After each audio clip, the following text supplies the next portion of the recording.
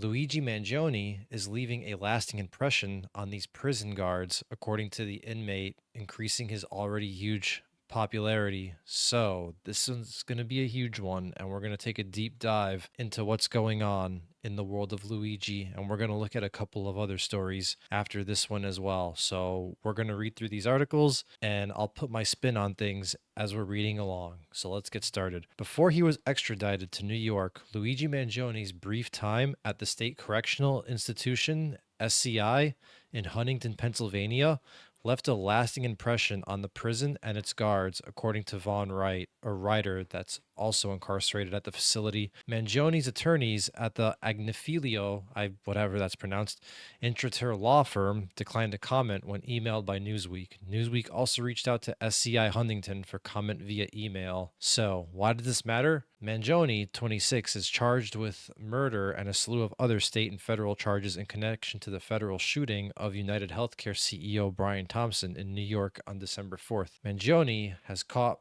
the nation's attention in the weeks since, amassing a large fan base and reigniting a national conversation about the American health insurance industry. Yes, that's right. I mean, TikTok's been going wild over this, but now it seems like there's less and less videos about Luigi going on TikTok, and I don't think people are losing interest anytime soon because the issue with insurance and the wildfires is also reigniting the conversation with Luigi and pointing out how messed up these insurance companies can be. But anyways, what to know? In an essay published Thursday by the Prison Journalism Project, Wright said he noticed a significant shift in the guards' behavior during Mangione's brief incarceration at SCI Huntington, and pardon for me getting tongue-tied there earlier. Mangione's notoriety likely softened the amount of oppression the guards here would usually dispense because they wanted something from him, he wrote. Wright said Mangione was placed in the prison's D block, typically reserved for death row inmates, pew-pewed someone. Every time he escorted from his cell, D block got locked down. During lockdowns, all prisoner movement is prohibited, Wright said. The writer who got incarcerated. Instead of the standard inmate uniform, Wright wrote that Mangione wore a turtle suit, a padded blue garment designed to prevent self-harm. I don't think he's the type to self-harm, especially with how popular he is in prison. But then again, he is getting isolated from the rest of the population, basically. So when you're in isolation for a long time, how much of a solid-minded person you are, it could drive you insane, especially when you got nothing to do in there. Because when you're in solitary like that, you literally got nothing. All you do is stare at a wall. That's it. That's it. So it can make even the most sane of people go insane. Wright also recalled the media attention on the prison when News Nation reporter Ashley Banfield was in front of it for a live shot. The inmates watched the shot from the prison TVs and began corresponding with Banfield and her colleague Alex Caprariello by yelling out the windows and flashing their cell lights, Wright wrote. I haven't heard voices here raised in such a raucous unison since 2018 when the Philadelphia Eagles won the 2017 Super Bowl, he continued. Though it was hard for Capriello to hear anyone shouting from C Block, where I live. I suppose people relished the moment to have a voice, but prison administrators cracked down after these interactions, the essay said. According to Wright, the deputy superintendent warned inmates against further displays, threatening disciplinary action, including solitary confinement. While the threat quelled the light signals, it didn't suppress the inmates' voices entirely. Yeah, I mean, because of what Luigi did, he's become very popular in prison and he's getting so much respect from fellow inmates simply because a lot of these inmates probably had issues with the healthcare industry as well when they were out there on the streets. So you have that. And apparently he was also buying commissary for other inmates with his money. So that adds another layer of respect from the inmates. And then you also have the public opinion where a lot of people were actually okay with him downing the CEO like that. So you have all these three things working together in Luigi's favor, and it's made him the most popular prisoner in recent history. And wherever he goes, he probably gets the nod from the inmates. If you've seen his haircut in the first trial photo, that is a sign of respect from the inmates, that somebody in prison gave him such a nice haircut with amazing fades The fact that he was able to get that in prison from another inmate means that he is well respected in prison. But let's go on. You'll notice in subsequent News Nation interviews outside E Block that guys were still vocal, just not so much with the lights, to avoid being traced back to a particular cell. The deputy superintendent's threat was all the act right motivation they needed. Freedom of speech suppressed? Check, Wright wrote. What the people are saying. Dr. Cliff Lamb, professor of information and associate dean for academic affairs in the School of Information at the University of Michigan, previously told Newsweek about Mangione's fame. With the Mangione posts, we're seeing a form of publishing related to a broader societal dissatisfaction with the status quo. With both increased income inequality and at least a perceived sense of lack of agency around corporate power, people turn to social media expression to vent and engage in a flexible dialogue about societal issues through darkly humorous posts, expressions of admiration, sarcasm, and other forms of rhetoric. People are rebuilding a sense of agency by reacting to their personal audiences. People like Luigi Mangione become folk heroes when people feel powerless against systems that they feel have failed them. The health insurance industry has let so many people down. And then steps this young man to pew pew, one of the industry's leaders. What's happening now? Mangione is being held without bail in Brooklyn's detention center. His next state court appearance is scheduled for February 21st, and I wonder if he's going to get another sick fade from the inmates, if he's even allowed to get one, since right now he's in solitary, basically. Speaking of social media posts, there is a platform that you wouldn't expect them to be so popular on, and that platform is RedNote. It turns out that Luigi is a superstar on RedNote, while the algorithm on US based social media platforms has kind of suppressed that kind of content. On RedNote and probably other Chinese social media, it's been trending. Like when I first got on RedNote, almost every other post was something about Luigi or some fan art or even a cosplay of the guy. It was insane. So, this article is going to take a deeper dive into how he's a hit on the Chinese app RedNote. Ahead of the looming US TikTok ban, new American users of Chinese owned app RedNote are discovering that Chinese users are fascinated by Luigi Mangione, the man accused of deleting United Healthcare CEO Brian Thompson in December. Entering the first name Luigi on the app reveals hundreds of posts of fan edits, cosplay, viral tributes, and even makeup tutorials dedicated to the alleged deleter, who some view as a vigilante folk hero. Mangione has entered a not guilty plea to all charges, which is why, the trial is going to go on in February. Why this matters? RedNote, known in China as Xiaohongshu, Little Red Book, has been downloaded by hundreds of thousands of Americans in recent days ahead of the looming ban of popular social media app TikTok, which will reportedly cease its U.S. operations on Sunday. This article is a little old. This is before my recording, but as of right now, TikTok is functional, at least at the time of this recording, and it's going to be functional for another 68 days or so as of this recording. What to know? Mangione, accused of deleting Thompson and indicted on terrorism charges, has inspired a cultural phenomenon that tongue-tied amongst Chinese users of RedNote, with users celebrating his image in posts and comments. In one post, user Stone created a makeup tutorial showing users how to create an authentic Luigi imitation. Look at that. You got the whole outfit, the makeup, the eyes. Look, they even got the contacts. That's funny. And they even got his hair down to a T. Although the sides are a little too bushy, if you ask me, because remember, in his court photo, he had a fade. He had a taper fade. So those sides should not be like that. They should be like kind of like mine. That is so wild. In another post, user -1 drew fan art depicting Mangione smiling in a suit, eating an apple, and following his orange prison jumpsuit. Oh my god, this is all outfits of Luigi. Every single one of them, Luigi. And they made it anime style too. Holy crap. The Chinese are simping for him, that's for sure. And I'm surprised that he gets a lot of respect in China like that. But then again, it makes sense because it's a criticism on the US healthcare system. And in China, the healthcare is more accessible at a fraction of the cost, even when you compare it to income to price ratio, so to speak. In another post, another user created a latte art in the froth of a cup of coffee depicting Mangione's face. Oh my god. So instead of like the heart that you see, somebody literally made Mangione's face instead. So even the baristas are getting in on this Luigi action. In another post, a user posted a video showing a series of images appeared to be generated by AI just taking over. I'm going to cover that in future episodes, depicting a manacled, jumpsuit wearing Mangione alongside Batman in Gotham City. Could he be Batman? I don't know. He doesn't have the tech. And if he was Batman, he would have gotten away and none of these memes would be appearing right now. Another user showed their mobile phone case emblazoned with the now famous image of Mangione being escorted by a squadron of machine gun wielding police officers in New York City on December 19th. Wow. He's even getting phone cases now. This is actually pretty good. I mean, you have some of it in black and white, then you have the orange, then you have him in orange. Not bad quality, if you ask me.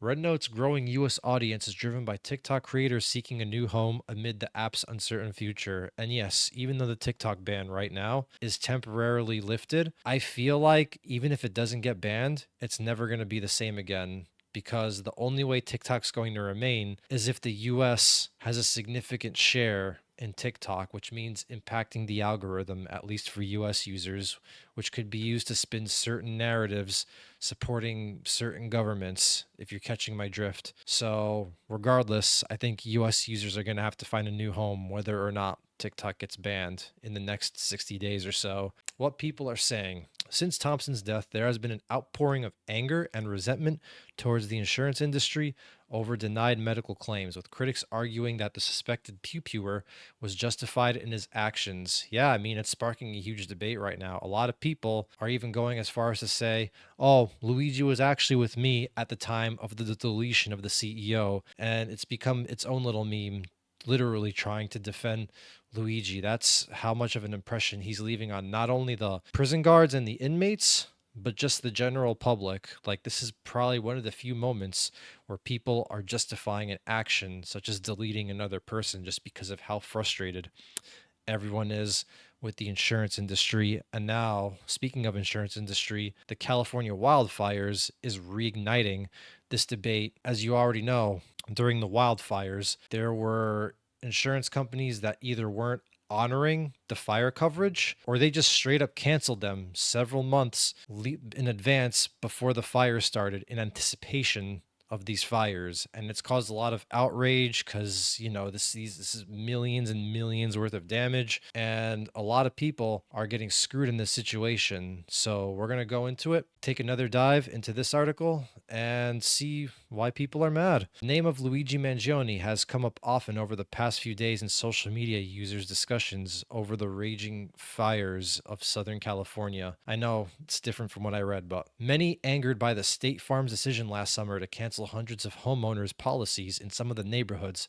now devastated by the blazes are looking at the 26-year-old as the type of avenger they wish would punish insurance companies that have cut coverage across the state. Why it matters. The deletion of United Healthcare's chief executive on December 4th and the online adulation of Mangione that followed it revealed the depth of Americans' anger against health insurance companies in the country, and now home insurance as well, to add on to that. Mangione, whose appearance has been lionized on social media, has been made into something of a questionable folk hero, with people online hailing him as a symbol of justified violence against the perceived predatory behavior of insurance companies operating in the U.S. healthcare system. His resurfacing now in the context of the widespread outrage that reports of State Farm's and other insurers' cancellations and non-renewals in California have sparked online would suggest that the U.S. property insurance sector might soon become the subject of a heated public debate. And another thing that I forgot to mention earlier is that apparently, at least as of this recording, the state of California is trying to force these insurance companies to honor their policies, and they're no longer acknowledging the cancellations that happened in recent months. So if you're an insurance company and let's say you preemptively canceled fire coverage in, say, September and October, California is forcing the insurance companies to still honor any claims that came out of the wildfires. So we're going to have to see how that plays out. But hopefully they do end up honoring those claims with very little pushback from the insurance companies, because these people need to get reimbursed, man. A lot of people got screwed over. A lot of people think that it's just the rich that, you know, we're losing these houses, and people are going to say, haha, the rich have a setback, they're eating the rich. But no, a lot of middle class or upper middle class families where they put most of their net worth into these homes are being drastically affected by it. And not only that, but because these people are now misplaced, it's jacked up rent all over LA. Like certain apartments have gone up by 50%, 60%, and you've even had some apartments double in rent just to accommodate the new surge of demand that was caused by these fires. That's how many people lost their homes. So it's creating a disruption in the rental market, and it's not a good one. Anyways, let's go on. Several major insurers operating in California have cut coverages since 2022, especially in the most at risk zones. What's even the point of getting insurance at, right?